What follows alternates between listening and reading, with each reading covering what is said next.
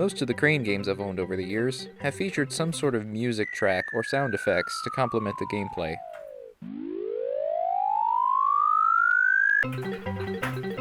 These are entirely unnecessary and oftentimes annoying, which sounds right up my alley. So I decided it would be a fun project to create my own custom sounds and music and integrate that into my vintage Japanese cocktail table crane.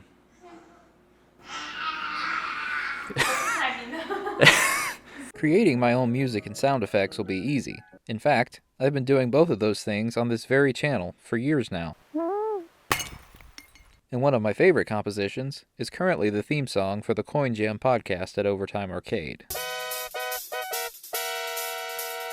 It's more so the work that goes into the tech side of it that's worth looking into. This all started a couple of years ago when someone on Clav was trying to do the same thing to his older crane and was asking for some sound files to use. I sent him some from the root cranes I was using at the time and kept up with his project. I've linked to a video that he made on the subject in the description, and a lot of what I'm doing to my machine was inspired by his design, so full credit to him for that. But I'm applying this to a very different machine, so I thought it would be helpful to go over how I did it to my machine and show you the design philosophy that you could apply to almost any machine. At the heart of this whole project is the Adafruit Audio Effects soundboard. It's a standalone, 5-volt powered, monophonic sound PCB capable of storing and playing up to 11 different sounds at the push of a button. Sounds are added via USB and easily allocated to each button through a simple naming system. So basically, all you need to do is get the claw machine to push these buttons for you. But how do you go about making it do that? Well, in most cranes, the overhead crane itself runs on a higher voltage than anything else in the machine. Rather than firing this voltage through the fragile PCB, a transistor on the PCB sends a lower voltage to a relay to turn it on, which then connects the different motor wires directly to a power source.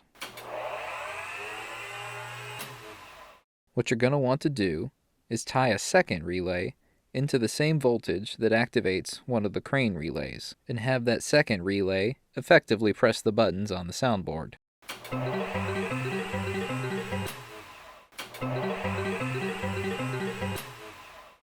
The first thing you'll need to do is find those relays on your crane and figure out what voltage they activate at.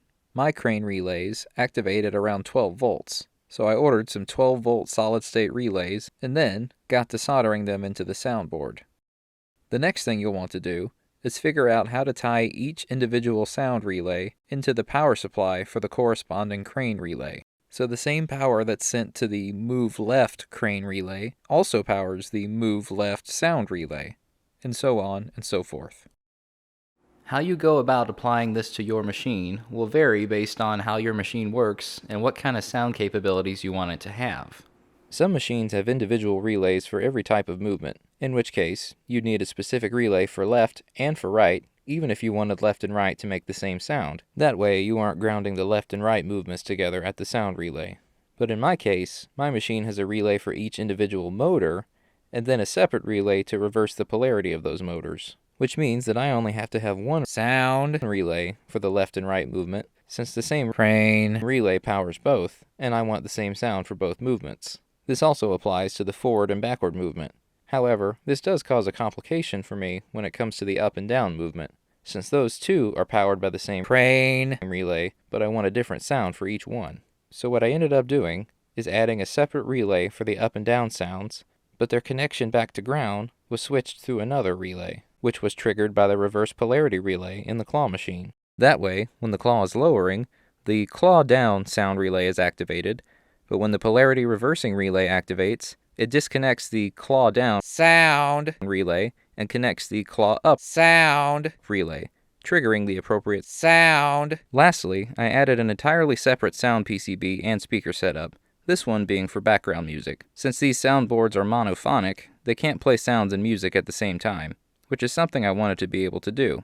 I tied the trigger for this board into the relay that turns off the coin coil. That way, as soon as the game starts up, background music kicks on, and I've got it set up to continue looping until the game ends.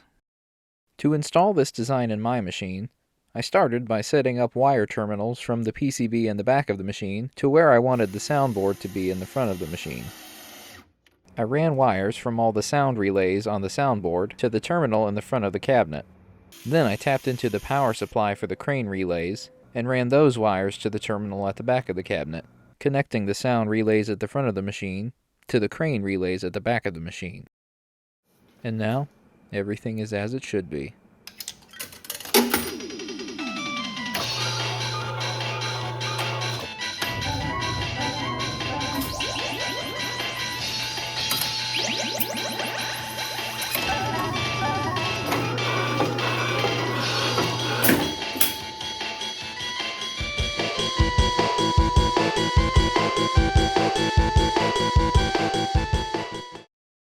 So while this seems kind of complicated, and kind of is, the way that it works is actually rather simple. In fact, the only complications that I had to do with the built-in audio amps on the soundboards, or rather, the way that I tried to use them.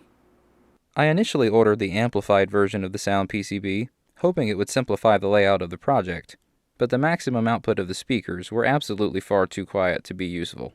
So I thought, well, I'll just plug that output into another amplifier. And while that worked for one soundboard at a time, as soon as I connected the second one, they both stopped working. Long story short, it's not a good idea to run one amplifier into another. It does something to the audio that causes it to not work. So I tapped into the unamplified audio on both of the soundboards and added two 5-volt audio amps to the setup.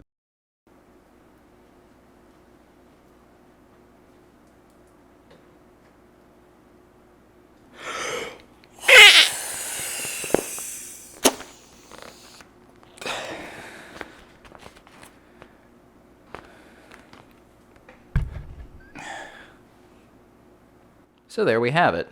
Now this machine has its own fully customizable soundtrack. So if I get tired of the one song that I put on there, I could just write another one. Or I could take sounds from any other crane and swap them in there from time to time. It's neat to think that this machine that started off with no sound capabilities is now more capable than most cranes. The best part of all this for me, though, is that one day, when my son thinks back to his early memories of playing Pac-Man and Galaga in the garage, he'll not only think of the music from those games, but also the music that I made. And maybe the idea that he could make his own music will inspire him to be a creative person as well.